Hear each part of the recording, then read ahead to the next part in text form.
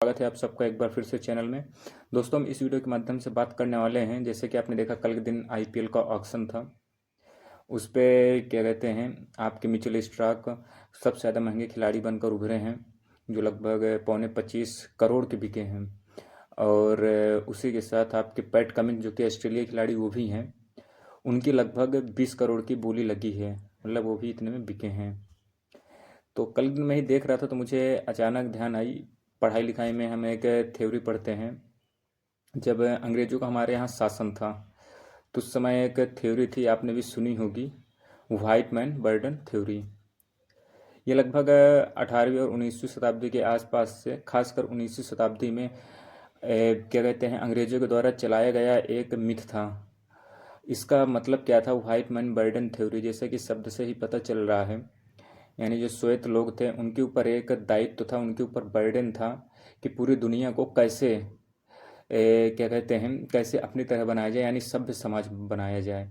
क्योंकि उनके सोच के आधार पर यह था कि भारत, जो कि एक पिछड़ा हुआ देश माना जाता उनकी नज़रों में, अगर आप इतिहास को देखेंगे तो आप मॉडर्न हिस्ट्री और मिडिवल हिस्ट्री में आपको लगता है कि भारत काफ़ी ज़्यादा गरीब था। मिडिवल हिस्ट्री में तो फिर भी भारत काफ़ी संपन्न था, क्योंकि मुग़ल जो थे फिर भी वो अपनी प्रजा मानकर यहाँ पर शासन करते थे, क्योंकि वो लूटने के उद्देश्य से नहीं थे। शुरू के मुग़लों को छोड़कर, जो आपके मोहम्मद बिन कासिम है, मोहम्मद गजनी हो गए, इनको छोड़ दे दी। उसके बाद जैसे तुगलक वंश है, हो गया आपका गुलाम वंश, उसके पहले था, उसके बाद आपके मुग़ल काल आया। इन सब ने अपनी प्रजा मानकर यहाँ पर काम किया है काफ़ी हद तक।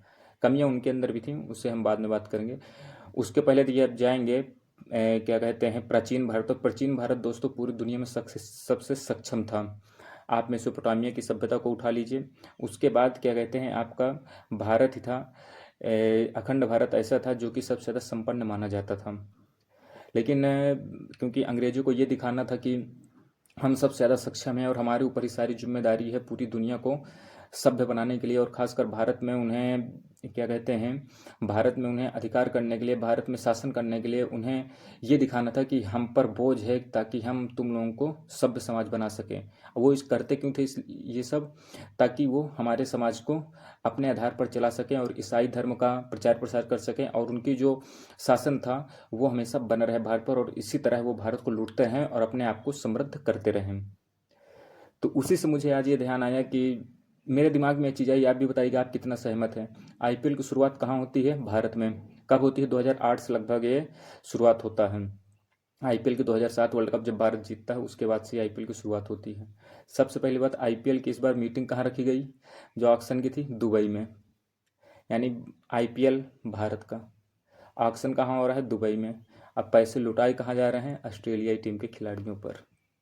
आप इससे अंदाज़ा लगा सकते हैं कि आप पहले वो सोचते थे, व्हाइट मैन बर्डन थ्योरी उन्होंने दी थी, लेकिन आज हम उससे ग्रसित हम लोग हैं।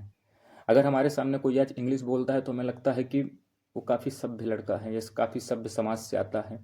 लेकिन यदि हम लोग हिंदी में बात करते हैं या अपनी वो देसी भाषा में बात करता है तो हमें लगता है कि नहीं, वो असभ्य है। तो आप लोग बताइएगा आपकी क्या इसमें सोच है। मुझे ऐसा लगता है कि आज हम लोग ऐसे, आईपीएल में आप अब देखेंगे तो हमें ऐसा लगता है कि विदेशी खिलाड़ी हैं जो हमें जिताते हैं, लेकिन आप इतिहास उठाकर आईपीएल का भी देख लीजिए, थोड़ा वो लोग भी काम करें तो इस चीज़ को समझेंगे। आईपीएल पे ट्रॉफी किस किस कप्तान ने जिताई है। आप डेविड वार्नर को छोड़ दीजिए, उसके अलावा भी आप देखेंगे तो देखिए, 5 बार तो धोनी ने जिताया चेन्नई को, 5 बार रोहित शर्मा ने जिताया मुंबई को, 2 बार केकेआर ने जिताया। इसके बाद एक सेनवार्न थे जब 2008 का ही था उस सीज़न में। उसके अलावा आप देखेंगे कोई ऐसा विदेशी खिलाड़ी नहीं जिसने बहुत अच्छा परफॉर्म किया हो। इंडिविजुअल परफॉर्म हो सकते हैं, लेकिन उसमें ऐसा नहीं कि भारतीयों को परफॉर्म न निकले। तो यहाँ पर दोस्तों हमें समझने की ज़रूरत है कि आखिर हम व्हाइट मैन बर्डन थ्योरी से क्यों इस समय ग्रसित चल रहे हैं। आपके क्या इस पर विचार है तो आप ज़रूर कमेंट बॉक्स में बताइएगा। मिलते हैं दोस्तों अगली वीडियो में, तब तक के लिए दोस्तों धन्यवाद। जय हिंद।